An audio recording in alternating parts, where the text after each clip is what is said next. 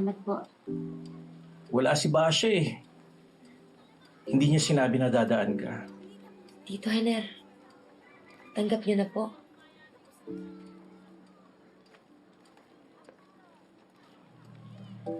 Alam ko naman na Basha talaga ang tawag mo kay Baste. Sorry po kung pakiramdam niyo niloko ho namin kayo. At inaskandalo ko si Baste. Ayoko lang po na pangunahan siya sa desisyon niyang ipaalam sa inyo kung sino po talaga siya. Kaya nainis rin po ako sa kung sino man nagpakalat ng video na yun. Hindi naman sa hindi ko matanggap na bakla siya. Medyo nagulat lang ako. Siyempre, hindi naman madali sa isang magulang na parang bigla mo na lang hindi kilala yung anak mo. Ang akala ko pa nga girlfriend ka niya. Pinagkalat ko pa. So, anong score nila? Honestly, I don't know. Kasi, alam mo naman si Megan, sobrang secretive. Alam mo, tama ka dyan. Kaya nga nagtataka kung bakit nagbalik loob yun sa pagiging maldita niya. I noticed that. Lalo na kapag nababanggit si...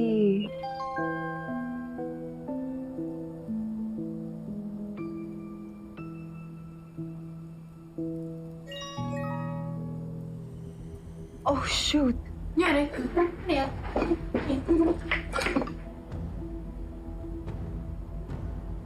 Sinasabi ko na nga ba magkakasabi ngayon, Megan. Jenny, sorry fake news eh. Okay lang po yun, Tito. Wala naman ho sa akin yun eh. Pakiusap ko lang po sana na Baste man po o Basha, hindi niyo po kakalimutan yung pagmamahal niyo para sa kanya. Ang importante po, mabuting tao siya. Sana po hindi magbago yung pagtingin niyo sa kanya. Hindi man ho siya yung lalaki na straight, macho. Pero Tito, palagi niyo ho kung pinagtatanggol at pinaglalaban. Sana po huwag po magbago yung pagtingin niyo sa kanya. Dahil alam po ho kung gaano kayo kamahal ni Baste.